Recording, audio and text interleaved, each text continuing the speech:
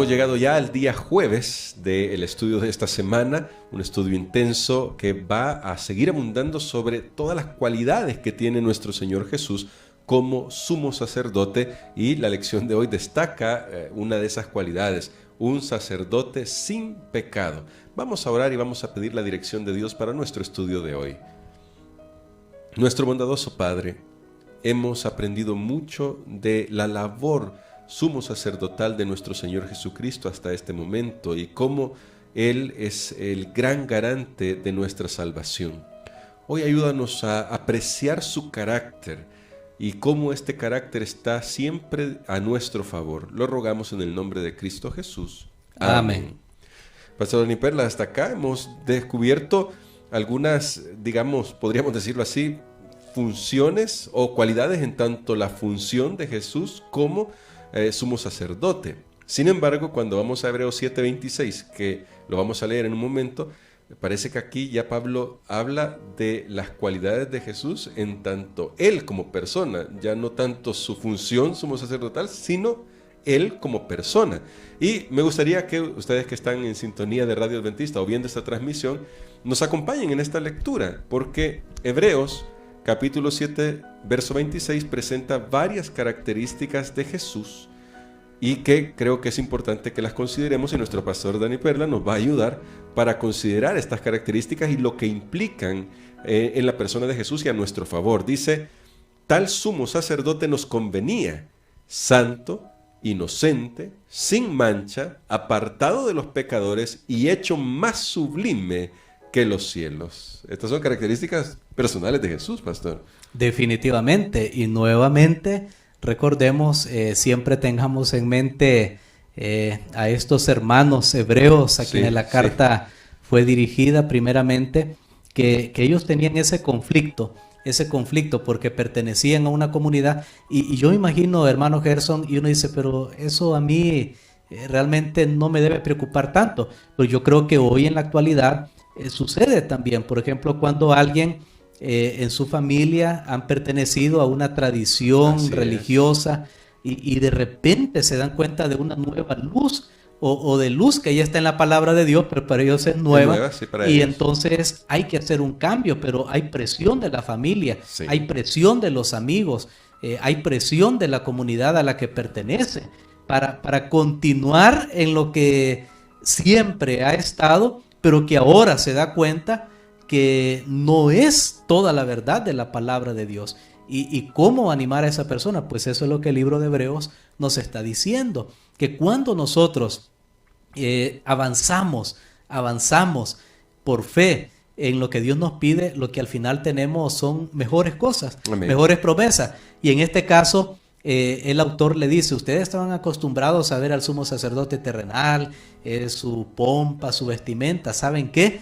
Ahora tenemos algo que realmente es mucho mejor y es lo que nos conviene, porque ese sumo sacerdote que ustedes conocían tenía defectos, moría, pero ahora que ya vimos ayer que Jesús ahora es diferente porque Él vive para siempre indestructible, una vida indestructible, pero ahora también nos habla de las cualidades de su carácter, y como usted bien mencionaba, ya no tanto de su obra, sino de su carácter. Y comencemos con la palabrita, Él era santo.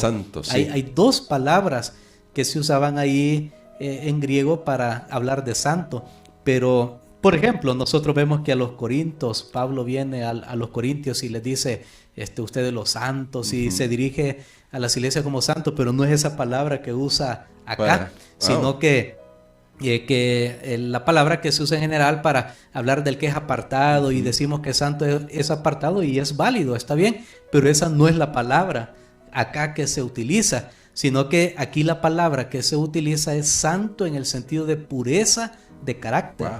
Así que cuando dice Jesús es santo, está hablando de su carácter, de quién es como persona. ¿Y por qué Él es así?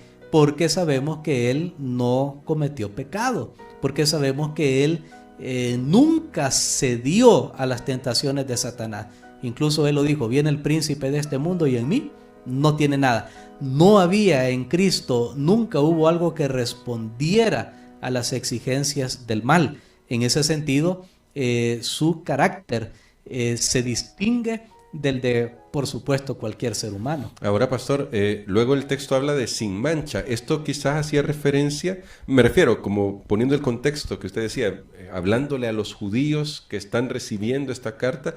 Yo creo que esa era una figura con la que ellos rápidamente asociaron al Cordero, al Cordero Pascual y al Cordero, ¿no? Sin mancha. Así es, tenía que ver con el animal que ellos llevaban para el sacrificio, que Dios había dicho que tenía que ser sin mancha, o sea, sin defecto, sin defecto.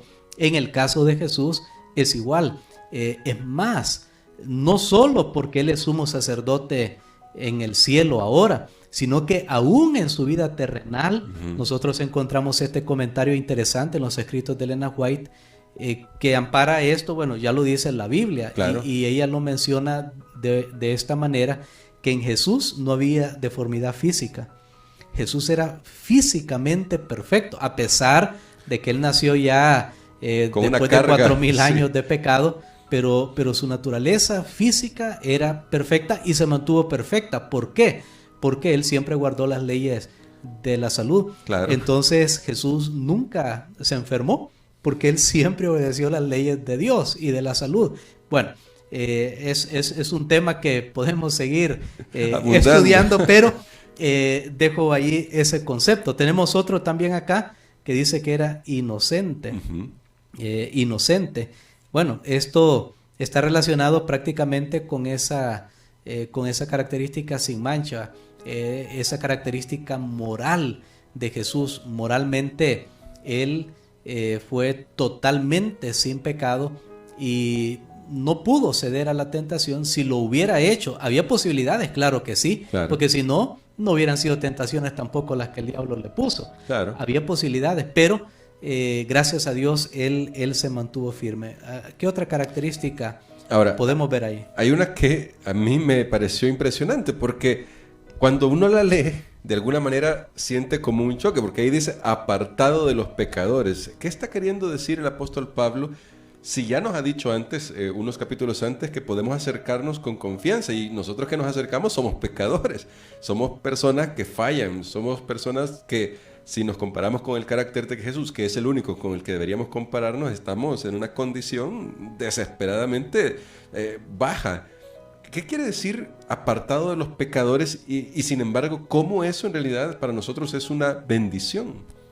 Muy bien, creo que la lección es muy enfática, que esto puede significar dos cosas, por la manera como esto está escrito, que sugiere que es siempre un estado presente en Jesús. ¿Cuándo es que Él fue apartado de los pecadores? Cuando Él ascendió. No nos quedó el tiempo suficiente para hablar de ese momento, o sea, hablar de la ascensión de Jesús, que fue tan importante. De hecho, solo les comento que el autor de esta lección de la escuela sabática, él hizo su tesis doctoral precisamente en ese punto, wow, en la ascensión de Cristo.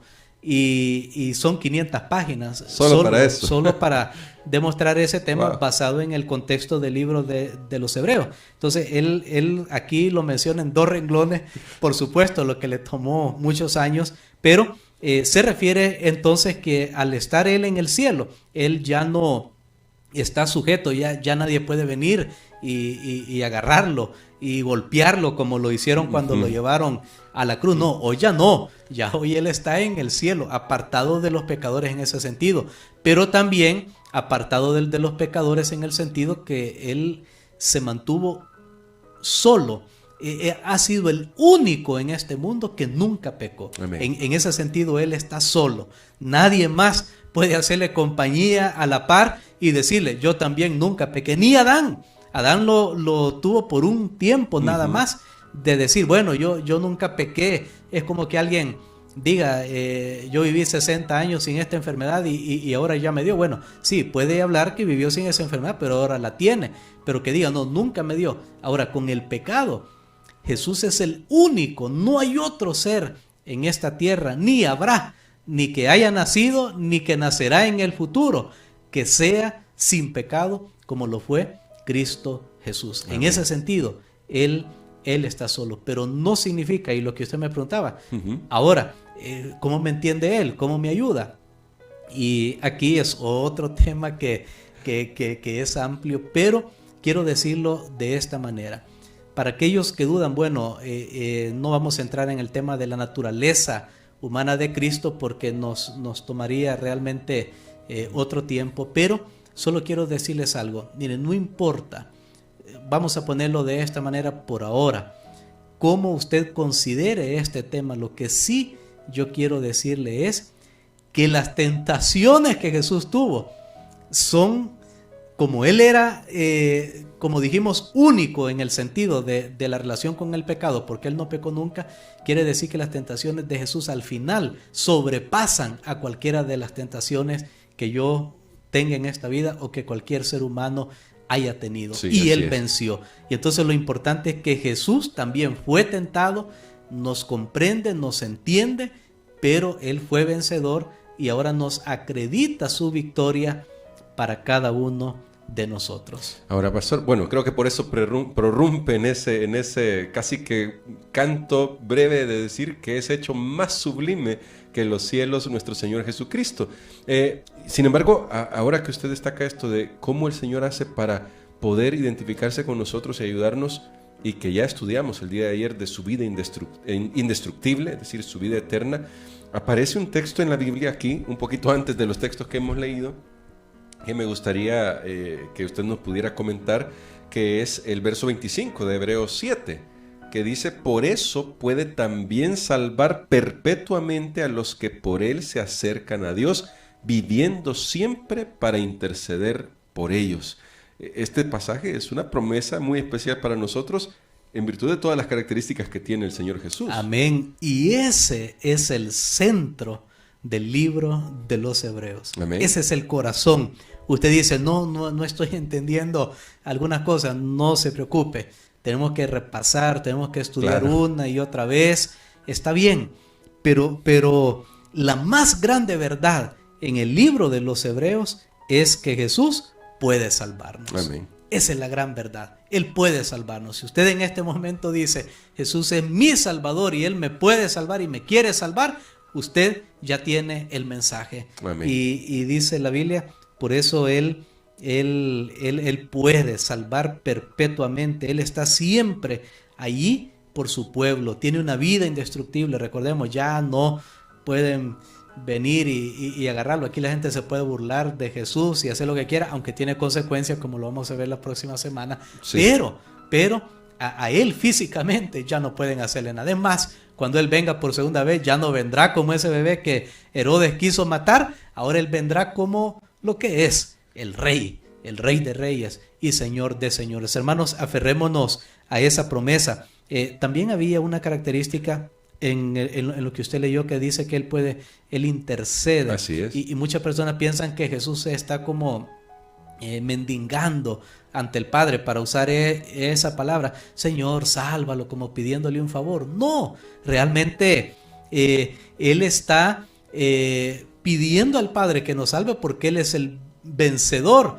Y entonces legalmente Él puede reclamar a quien Él quiera. Son las promesas. Y son las promesas. Y Él dice, mira, a ese yo lo quiero en mi reino. ¿Por qué? Porque cree en mí. A eso se refiere cuando dice que Él intercede, y eso es maravilloso.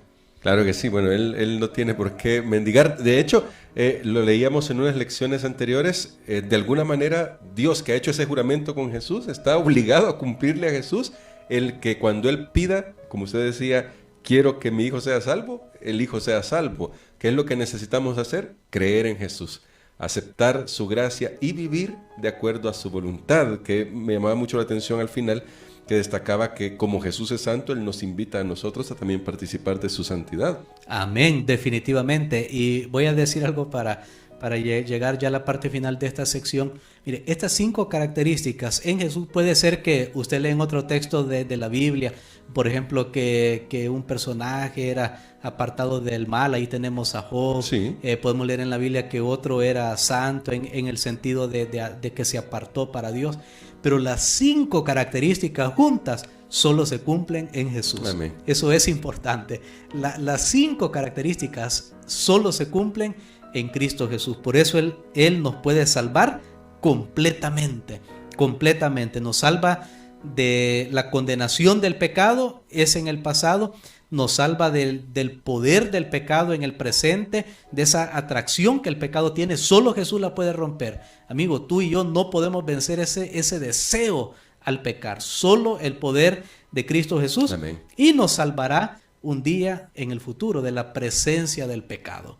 Cuando Amén. Él nos lleve con Él, así como dice, apartados de los pecadores, Él también va a apartar a su pueblo en su segunda venida para que vaya con Él al cielo y va a destruir el pecado. Y entonces cuando este planeta vuelva a ser seguro otra vez, Él pondrá allí a sus hijos. Esas son las grandes promesas que tenemos aquí en la carta a los Hebreos. Y vamos a orar por eso, pastor, para poder aferrarnos a esas promesas de nuestro Dios. Amén. Padre, te damos gracias, Señor, porque Jesús es único, es singular, no es como yo.